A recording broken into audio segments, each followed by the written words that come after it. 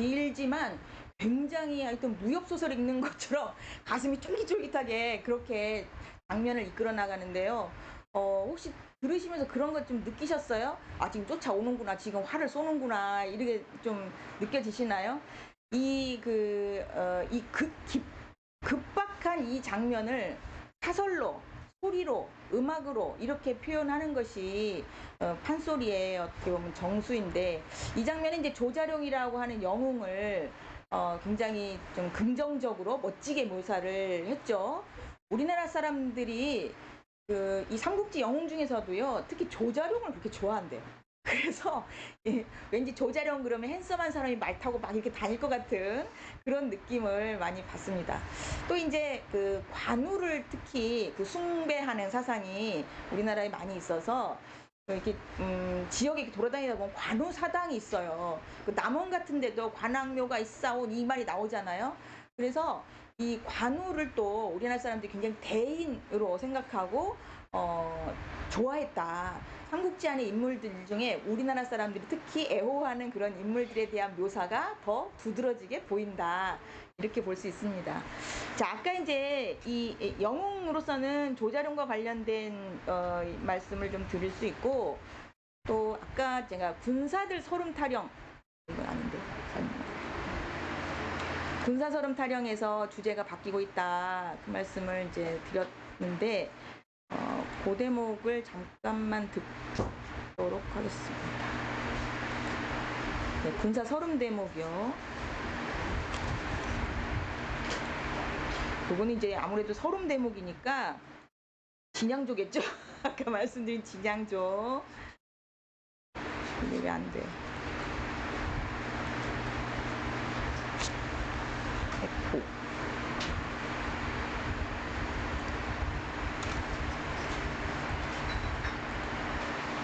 그렇지. 잘 안 먹네요. 키 커서가. 그리고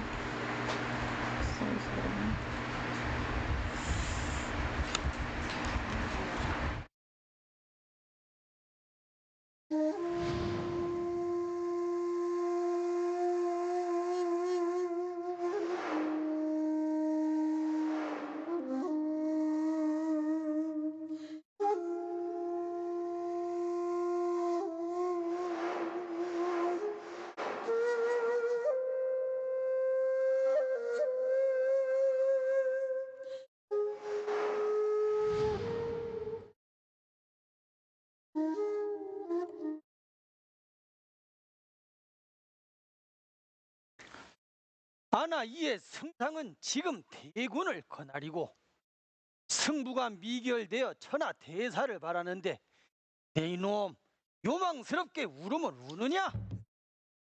이리 오너라. 술이나 먹고 놀자.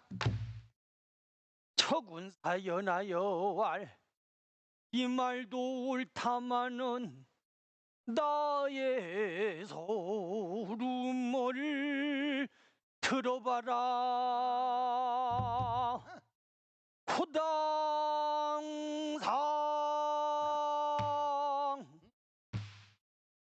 학발량진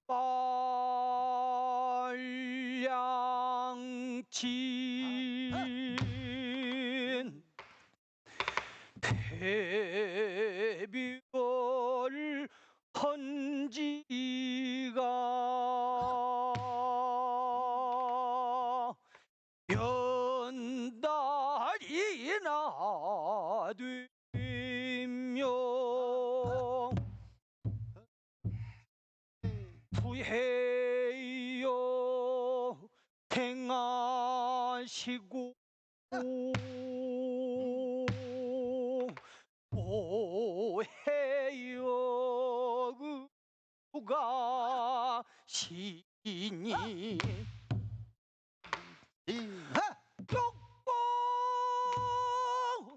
기운있는 화천 어망 오구나. 화목 가득 전래권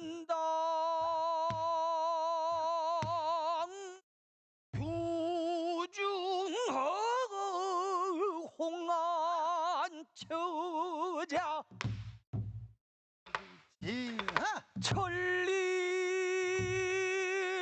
전장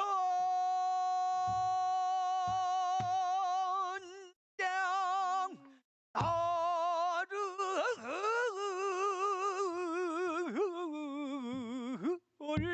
보내고 온 날이라 소식이 올 거나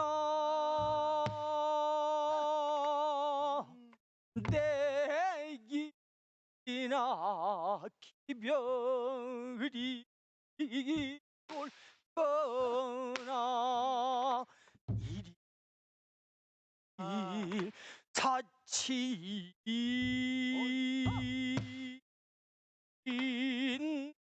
집이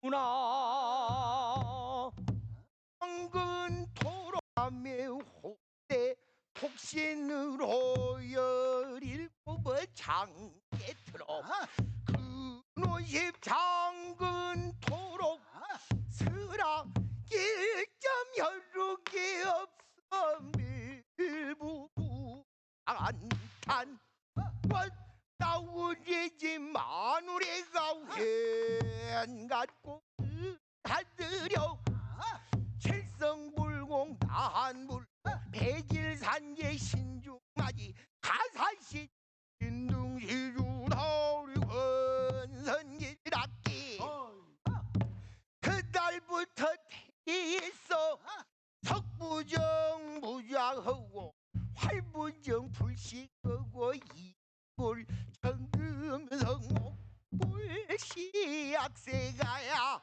십석이 좀 자더니 하루난 회복기미가 있더라. 아이고 배야 아이고 허리야 아이고 다리야 원예정의 탄생은 이 딸이라 너 반가우니 아들을 낳았구나. 엄마 아빠 도리도리 쥐암잘 강산마 둥둥 내 아들 아들이 내 아들 뭐야 사랑의 정한게 자식밖에 또 있느냐 뜻밖그 반난리 미국 땅 백성들아 덕적으로 싸움 가자. 나 오늘은 왜난 손이 아니 갈 수가 없던 군악 행이별 아직하고 천장예를 나왔으나 언제나 내가 고향을 돌아가 그랬던 자식을 품아 내가 안고 와가 그 아로 홀거나 아이고 했으니 네 서름은 가소롭다. 그렇지. 내 서름을 한번 들어봐라. 니네 서름 들어봐라. 나는 부모님을 오실하고 일가 친척 하이 없어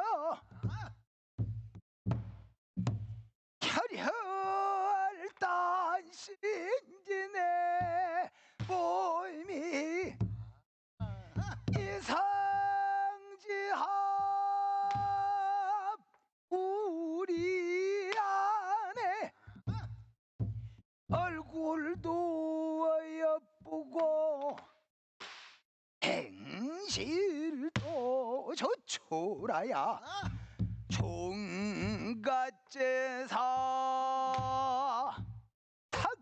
탁진헌천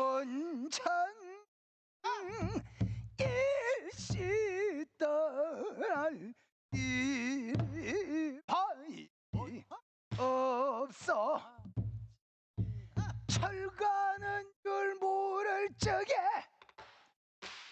불화병 왜난 오리 우리 위국 땅 백성들아 적벽으로 싸움 가자 천하성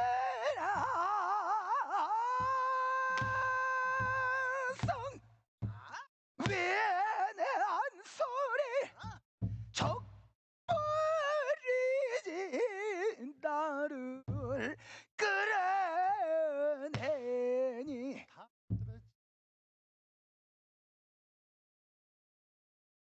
나와가지고 자기 사연을 얘기하면서 그리워하는 고향을 그리워하고 아들도 그리워하고 아내도 그리워하고 그러면서 이제 서로 자기 서름이 더 크다 이렇게 얘기를 하면서 전날 밤을 보내게 됩니다.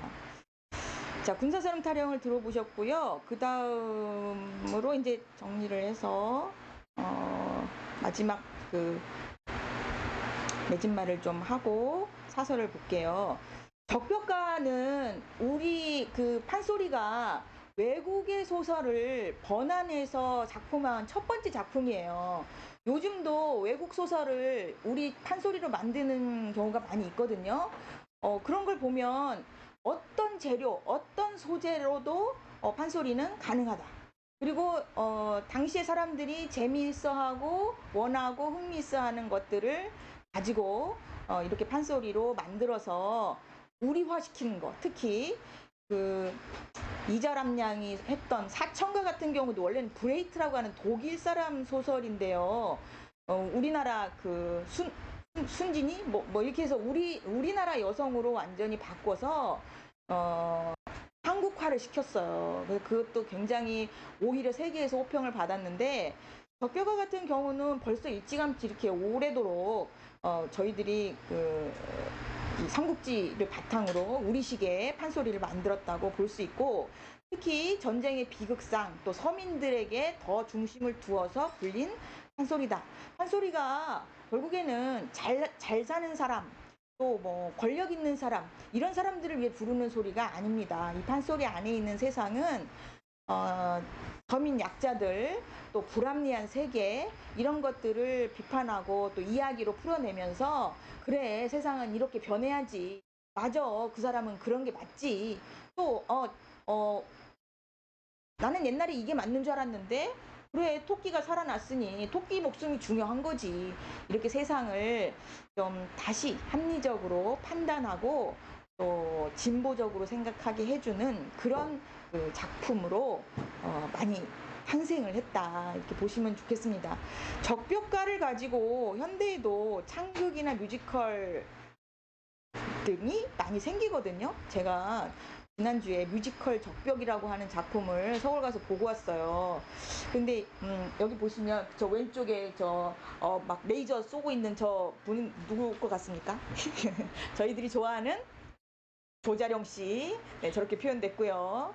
오른쪽에 있는 이 무대는 유비 관우 장비가 그 제갈공명에게 삼고초려하는 그 삼고초려를 하러 가는 장면인데요.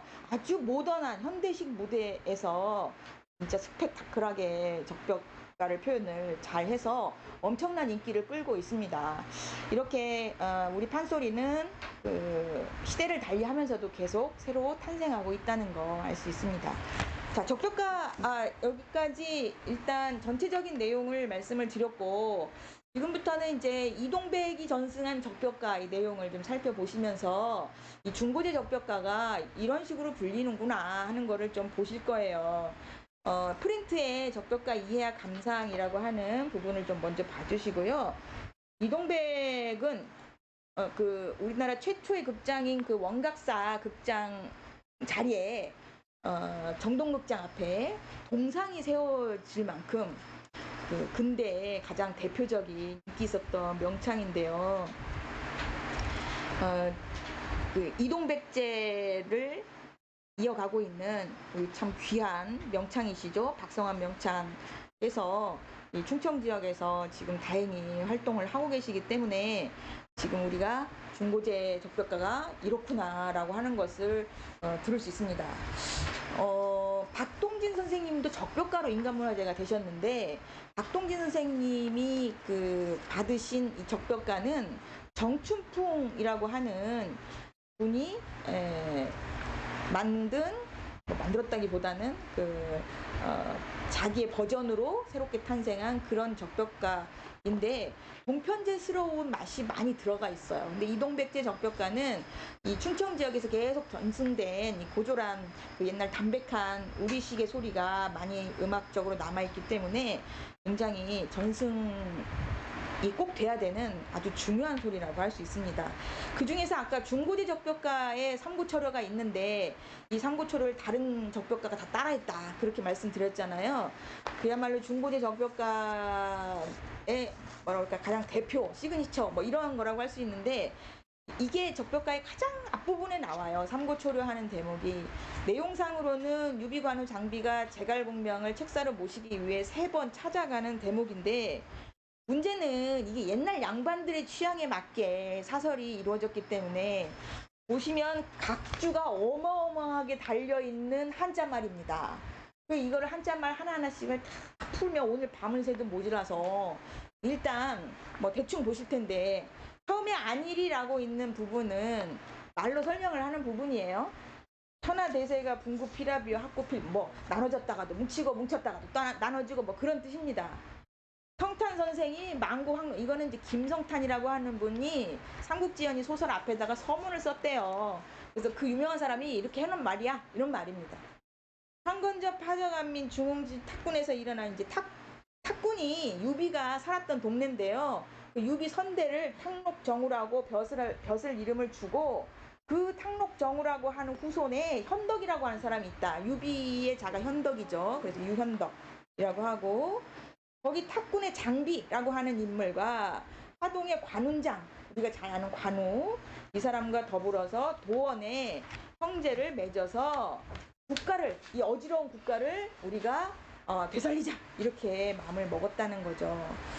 그래서 경륜지사 아주 그냥 지혜가 많은 이런 그 책사를 만나려고 하는데 그 사람이 누구냐면 와룡 선생이라고 불리는 제갈공명이에요. 제갈공명이라고도 하고 제갈얀이라고도 하고 와룡 선생이라고도 하고 다 같은 분이에요. 우리가 흔히 아는 제갈공명이 이 와룡 선생입니다.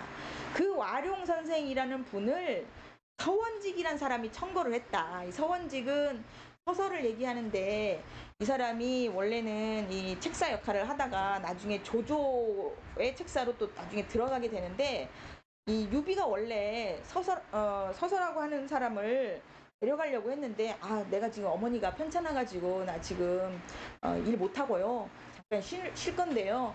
거기 가시면 제갈공명이란 분이 있으니까 그분을 데려가시면 도움이 크게 될 겁니다. 이렇게 청거를 해줬어요. 그래서 백설 한풍 깊은 겨울에 첫 번째 찾아가서 못 만나고 자 여기 두 번째 보시겠습니다.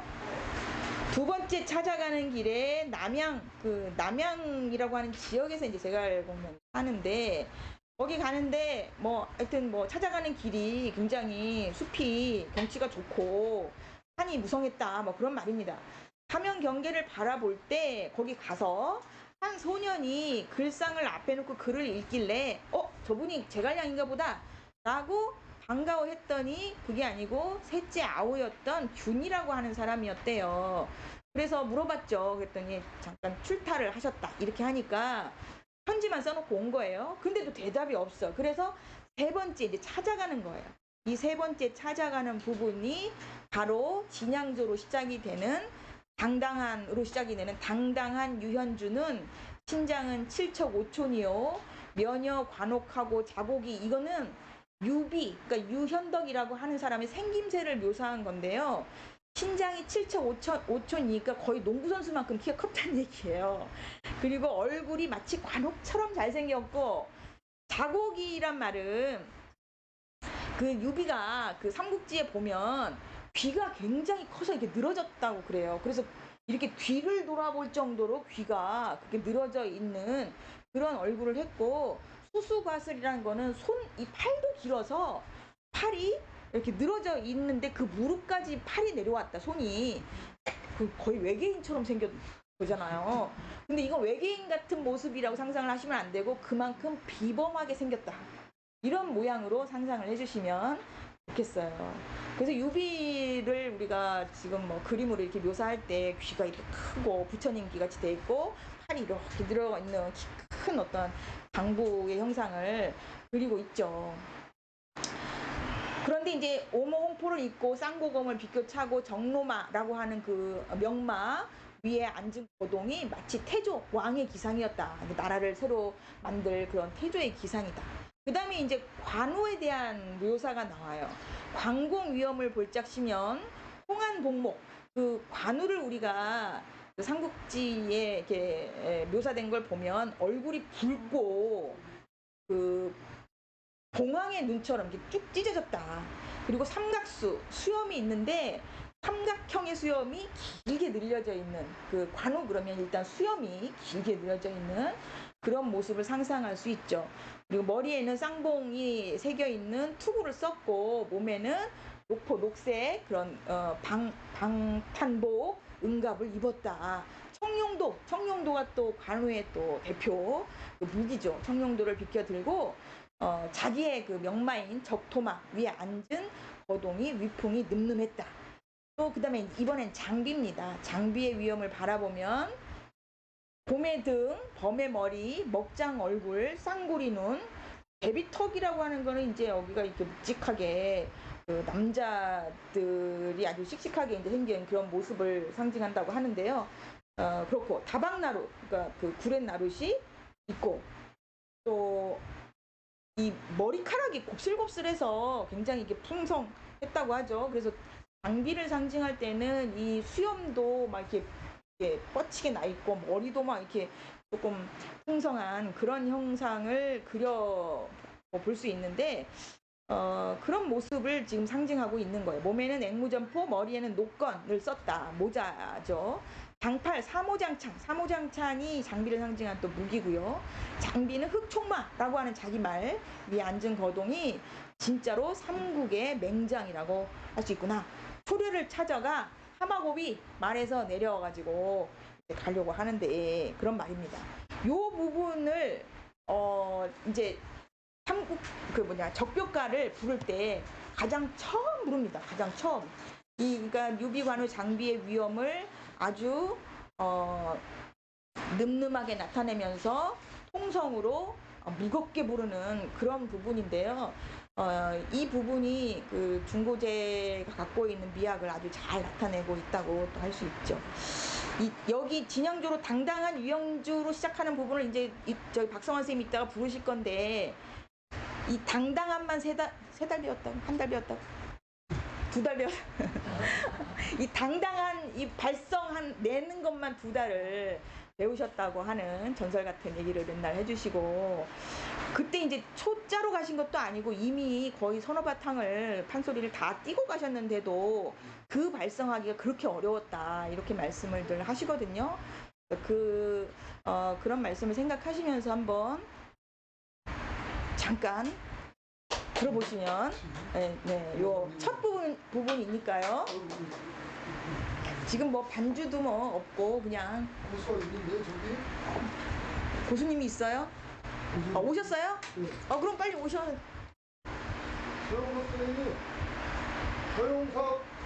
뭐 아까 이제 군사들 소름도 들으셨고 또 죽고 타령이 어떻게 죽는가 하는 묘사가 있다 하는 것도 보셨고 그래서 군사들 얘기는 많이 이제 들으셨는데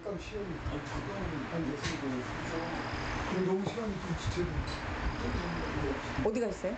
계산. 네.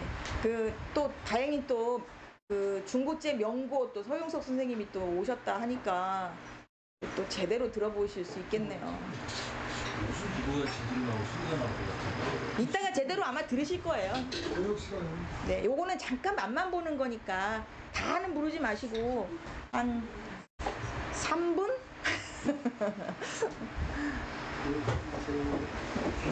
그 부분만 한번 해주시는 걸로 부탁을 드려보도록 하겠습니다. 박수!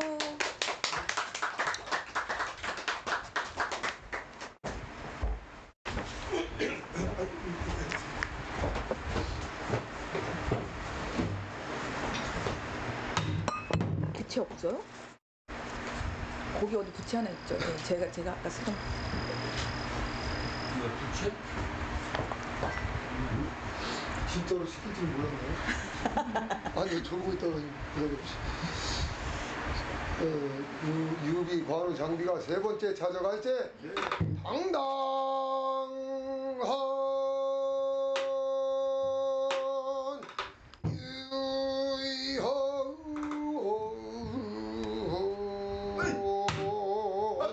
유이호는 긴장은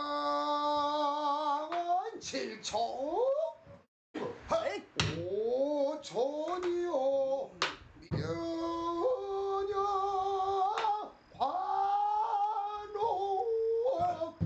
관옥하고 하고 허여 수수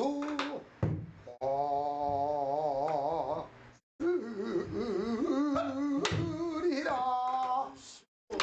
오몰 허왕포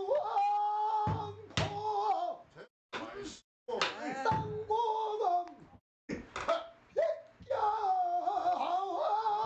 차고 지금 장로만 상에 앉은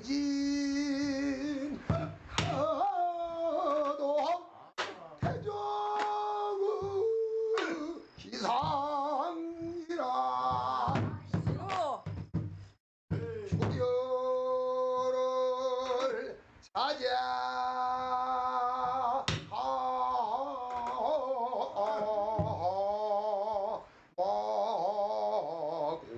마고리 온디 예, 이제 진양교 대목을 이제 앞에 뚝 뒤에 뚝 자르기 진짜 어려운데 건너뛰셔가지고 끝에 하마고비한데 말에서 내려서 문을 두드리는 그 장면까지 딱 불러주셨어요. 들어보셨지만 굉장히 발성이 무겁고 사실은 이 발음 하나하나에 힘이 굉장히 많이 들어가는 그런 소리입니다. 그 중고제 특징이 뭐냐 이렇게 물어보면 한 가지로 참 얘기하기가 어려운데요. 이게 오래된 소리인 만큼 그 안에 이렇게 켜켜이 그 쌓인 소리도 많아요.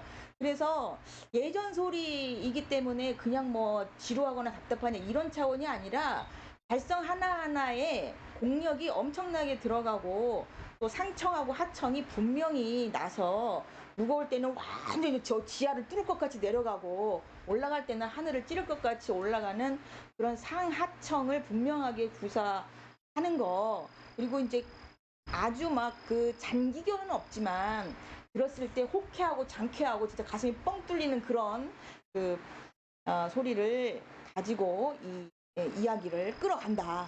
그렇기 때문에 어떻게 보면 이 중고제의 발성에 적격가가 정말 안성맞춤 그런 이야기가 아닌가. 또 양반들이 좋아하던 그런 스타일이었다. 이렇게 보시면 좋겠습니다. 예전에 이동백 선생님이 그 당시 경성방송국에서 출연을 많이 해갖고 노래를 하셨는데 그때 당시에 이제 어떻게 이제 부르냐 자기가 이제 부를 때마다 조금씩 다르게 부른다 나한테 한자만 많이 넣어서 사소를 좀 줘달라 이렇게 얘기를 하셨다는 거예요.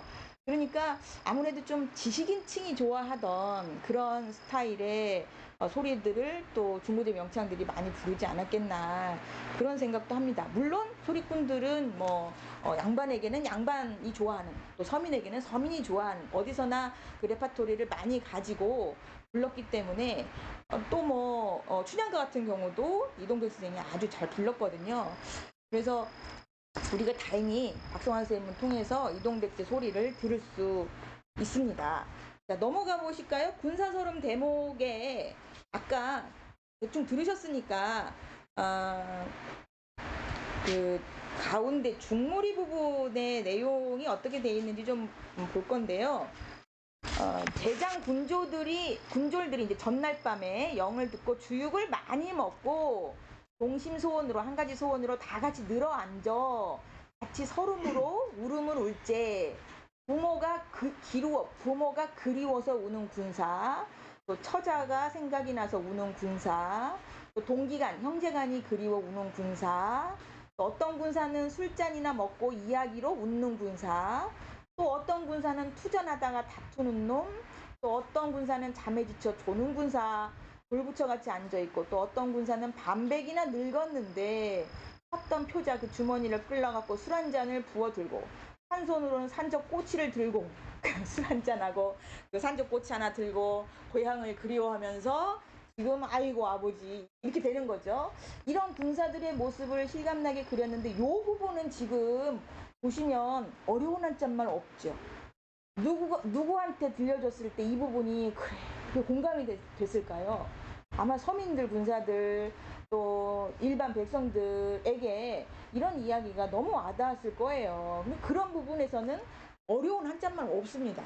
그래서 저희들이 이제 재밌게 어떤 사설을 만들 때에도, 춘향가 같은 경우에도 뭐 천자풀이 같은 게 있으면 하늘천 따지하는 글자풀이를 뭐 한자말을 넘어가면서 하다가 마지막 부분에서는 뭘로 빠지냐면, 뭐 춘향이 코 내 코 한 대 되면 좋고, 뭐 누구랑 만나면 뭐가 좋고, 이런 식으로 누구나 들어도 이해되고 쉬운 우리말로 빠져요. 그래서 한자말 어려운 말로 상층 양반들이 취향에 부합을 해주긴 하지만, 또 소리꾼 광대들은 그걸로 끝나는 게 아니라 그거를 다시 해석해서 서민의 말로, 또 일반 많은 사람들이 좋아하는 대중적인 언어로 많이 새로 만들고 슬쩍 집어넣어서 양반들을 비판하고 비꼬는 내용도 많이 넣었다, 그런 말씀을 좀 드리고 싶네요. 자, 궁사설음 부분을 제가 사설을 쭉 넣었으나 시간상 여기는 건너뛰고요. 그 다음에 이제 이동백 선생님 시그니처가 세타령인데, 아까 죽은 군사들이 원혼이 돼가지고 새가 돼서 슬프게 우는 부분인데, 누구한테 가서 우냐면 조조한테 가서 울어요. 그거를 이제 세타령이 원래 뭐 어떻게 시작하죠? 산천은 뭐 범준하고 초목은 뭐 총자번인데, 이게 이제 보통 요즘에 많이 부는데 불리는 세타령인데, 이거는 이동백 세타령인 거죠. 이 세타령은 원래 당시 유행하던 잡가를 이동백 선생님이 자기 스타일로 만드신 거예요. 그래서 중중머리로 흥겹게 부릅니다. 여기는 그 원조들의 원한을 풀어내는 것보다는 어떤 새들이 어떤 고사 속에서 이렇게 놀았더라, 이런 한자 성어가 많이 나와요. 뭐 남풍조차 떨쳐 구만장천 대붕이 문화기 나결시사 기산조양의 봉양이, 이런 것들은 옛날 중국의 고사들에 나오는 상상 속의 새들이 이렇게 있습니다 라고 하는 것들을 줄줄이 보여줘요. 그런데 이렇게 어려운 말로 좀 뭐랄까 문자 속으로 새들을 줄줄이 읊다가 결국 나중에 마지막에는 어떻게 되냐면요, 쉽게 나오죠. 새중에는 봉황이, 새중에는 봉황이 해서 뻐꾸기가 울고 울고 이상가야 뻗고 사람 간장 녹이려고, 진짜는 이 뒤에 있는 거예요. 그래서 특히 이 건너 앉아 우는 놈 분봉지게 들린다, 아시랑하게 들린다는, 저 멀리서 아시랑하게 들리고, 분봉지게는 이 안에서 낮은 소리로 들린다, 이런 표현을 굉장히 절묘하게 했습니다. 이 부분만 잠깐 해주실 수 있을까요? 새중에는 봉황이부터 이상가야 뻐꾸까지만 좀 해주세요. 새중에는 봉황이. 저 무슨 새가 우냐, 저 무슨 새가 울어, 저 뻐꾸기가 울어, 뻐꾹도 아닌 듯 쑥국도 아닌 거기. 제가 소리는 못해도 좋습니다. 네. 서당계 3년 풍어를 읊는 소리는 가끔 제가 하는데, 갑자기 그게 중간에 끊어져. 맞아. 그 위에서부터 해야 돼. 뭐래죠? 저 무슨 새가 울어, 저 무슨 새가 우느냐, 저 뻐꾸기가 울어, 저 뻐꾸기가 울어, 뻐꾹도 아닌 듯 쏙꾹도 아닌 듯 저 뻐꾹새가 우는다. 본 산에 앉아 우는 놈 마시렁에 들리고 건너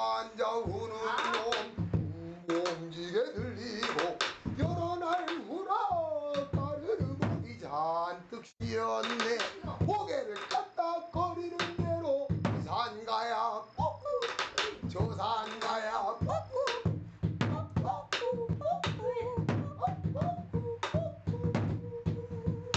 거들거리고 운다 저 부두새가 운다 저 부두새가 운다 초경이경 삼사경 사람의 간장을 녹이려고 부두새가 운다 사람의 간장을 녹이려고 부두새가 운다 이 산 가야 저 산 가야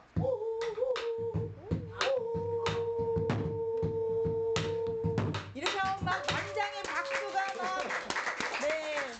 막 이동국 세타령 들으면 막 우레와 같은 박수가 막 사람의 간장을 녹이려고 저기서 부엉이가 보 하고 우는 그 장면을 생각해 보시면 굉장히 실감이 나실 것 같아요.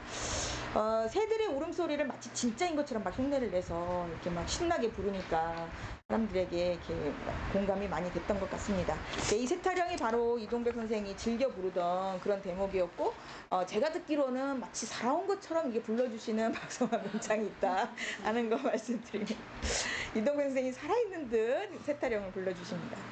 군사 점고 대목은 이제 아까 점거하는데 이제 다 죽고 몇몇 군사가 남아서 조조한테 대드는 대목인데 그렇게 어렵지가 않고 또 밑에 뭐 내용이 제가 이제 각주를 달아놨는데요. 제가 이 적벽가를 주석을 다느라고 막 머리가 정말 아픈데요. 이 이동백제 적벽가는 다른 적벽가에 없는 한자말이 또 너무 많고 이 한자말이 그대로 원전에 있는 것대로 있으면 괜찮은데 다 와전되고 일부이고 이래서 한 줄 찾는데 한 달이 걸리기도 하고 그렇습니다. 요거를 이제 저도 잘 만들어서 이제 선생님 창본이 잘 사람들한테 익히도록 그렇게 지금 애쓰고 있습니다. 나중에 다 보여드릴 기회가 올 것 같아요. 자, 오늘은 시간상 이 정도만 이동백 적벽가의 맛을 보고 마무리하는 걸로 하겠습니다. 적벽가 많이 들어주시고 또 오늘 이렇게 이 자리에 또 참석해 주셔서 감사합니다. 감사합니다. 오늘 장시간 오늘 10분 추가하셨네요. 장시간 수고하셨고요. 적벽가가 삼국지연의 이야기를 한국 우리 조선식으로 바꿔서 그때 당시 지식인들은 누구나 다 삼국지를 읽었고 한 번 읽은 게 아니라 막 여러 번 읽었죠. 지금으로 보면 아주 베스트셀러였으니까요. 그리고 교양인의 필독서 역할을 했던 것 같습니다. 모화 사상에 입각한 우리 한국의 조선의 유학자들은 가장 재미있게 읽는 교양서가 삼국지였다고 그래요. 그러다 보니까 그것이 인기가 많아서 소리로까지 만들어져서 특히 아까 교수님 말씀처럼 소리 속에서는 또 군사들의 어떤 서름이나 군사 정보를 하는 과정에서 일반 평민도 끌려가서 군졸로 끌려가서 죽게 되는 그 사람들이 갖는 애환 이런 것들을 노래로 만들어서 오히려 조선의 서민들한테 인기를 얻었다. 이런 것들은 어떤 외국 문물이 들어왔을 때 우리가 우리화시키는 과정에서 좀 더 많은 사람들한테 다가갈 수 있고 그 사람들을 위로할 수 있는 그런 음악을 발전했다는 측면에서 우수한 점이 있습니다. 오늘 오랜 시간 동안 적벽가를 같이 해제하면서 이해와 감상을 도와주신 최혜진 교수님께 큰 박수로 감사합니다. 네, 이걸로 오늘 강의를 마치고요. 저녁 식사하셨다가 일단 7시부터 저녁에는 적벽가를 주제로 오늘 강의했기 때문에 적벽가 공연을 본격적으로 펼칩니다. 멋진 명창들이 나와서 적벽 공연을 하고 또 한 가지는 저녁에 이제 노래만 하면 또 지겨우니까 중간에 가야금 연주를 하는데요. 이 가야금 연주는 우리 여기 가깝죠. 스산의 심정숙 일가, 심씨를 그 일가 집안에서 가야금과 가야금 병창으로 유명했던 심상권이라고 하는 일제강점기 근대에 굉장히 가야금계에 많은 영향을 줬던 훌륭한 인물입니다. 그 심상권의 산조를 오늘 들려드릴 겁니다. 굉장히 쉽게 들 수 없는 소리거든요. 지금 일반적이지 않은 멋진 가락들이 나옵니다. 우리 바로 충청도 가락이잖아요. 내포에 살고 계신 어르신들 오셔서 감사하고요. 내포에서 나온 가락들이에요. 네. 그래서 이따가 한번 같이 보시면 더욱 좋겠습니다. 자, 그럼 이걸 마치겠습니다. 고맙습니다.